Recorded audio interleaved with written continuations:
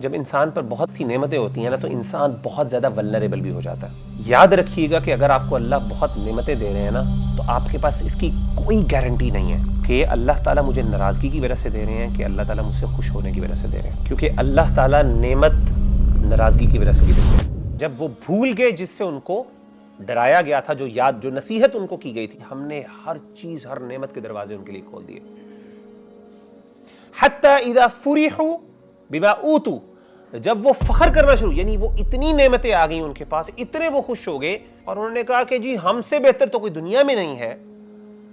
اخذناہم بغتۃ، ہم نے پھر اچانک ان کو پکڑ لیا، فاذا ہم مبلسون، پھر وہ پریشان اور ہکا بکا رہ گئے، یہ میرے ساتھ کیا ہو گیا؟ میں تو سمجھ رہا تھا میں تو اللہ کے بڑے قریبی تھا اور اللہ میرے ساتھ احسان کر رہا ہے، مجھے تو اللہ نے ایسے پکڑا ہے۔ اللہ ایک قسم کی نا ڈھیل دیتے ہیں اور پھر ایک دم پکڑتے ہیں انسان کو۔ تو آپ کبھی بھی اس بات پہ خوش نہ ہوئیے گا کہ اگر اللہ کو نعمتیں دے رہا ہے تو اس وجہ سے دے رہا ہے کہ میں اللہ کا بڑا قریبی ہوں، ضروری نہیں۔ ایک اور چیز یاد رکھیں، کئی دفعہ نعمت ملتی ہے آپ کی اچھائیوں کے ریوارڈ میں، اللہ دنیا میں انسان کو دے دیتا ہے کہ آخرت میں اس کے لیے کچھ نہ ہو، کیونکہ اللہ کا اصول ہے، اللہ تعالیٰ کافروں کو دنیا کے اندر ہی ان کا ریٹرن دے دیتا ہے، اللہ انصاف کرنے والے ہیں، اس کو فائدہ ہوتا ہے دنیا میں۔ اسی لیے ہمارے جو صحابہ تھے رضوان اللہ علیہم اجمعین، وہ بڑے پریشان ہوا کرتے تھے۔ حضرت خباب بن ارط رضی اللہ تعالیٰ عنہ فرمایا کرتے تھے کہ مجھے ڈر لگتا ہے کہ اللہ تعالیٰ جو ہمیں اتنی آسائشیں اور اتنی نعمتیں اللہ نے ہمیں دے دی، تو کہتے ہیں مجھے ڈر لگتا ہے کہ کہیں اللہ تعالیٰ ہمیں دنیا میں ہی ہماری محنتوں کی جزا نہ دینا شروع کر دے، کیونکہ جو مشکل ترین ٹائمز تھے، جو سب سے بیسٹ ٹائمز تھے نا، وہ مشکل ترین ٹائمز تھے۔ نبی صلی اللہ علیہ وسلم کی رفاقت میں ہم نے فاقے کیے تھے، ہم نے برداشت کیے تھے، اور بڑے بڑے صحابہ دنیا سے رخصت ہو گئے اسی حالت میں۔ اب ہم جیسے رہ گئے پیچھے، یہ وہ کہہ رہے ہیں ہم جیسے پیچھے رہ گئے ہیں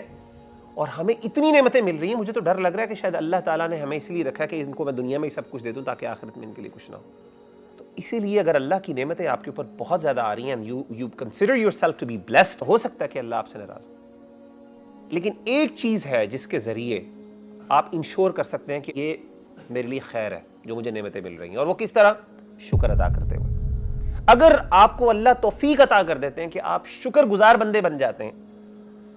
تو پھر آپ اعتماد کر سکتے ہیں اور اطمینان سے رہ سکتے ہیں کہ انشاءاللہ یہ جو نعمتیں ہیں یہ میرے لیے آزمائش نہیں ہے بلکہ انشاءاللہ میرے لیے خیر کی چیز ہے۔ قرآن مجید کی آیت سورۃ النساء کی آیت ہے 147، اللہ فرماتے ہیں ما یفعل اللہ بعذابکم ان شکرتم وآمنتم، اللہ تمہیں کیوں عذاب دے گا؟ ان شکرتم وآمنتم، اگر تم نے شکر ادا کیا اور ایمان لے کے آئے۔ کیوں؟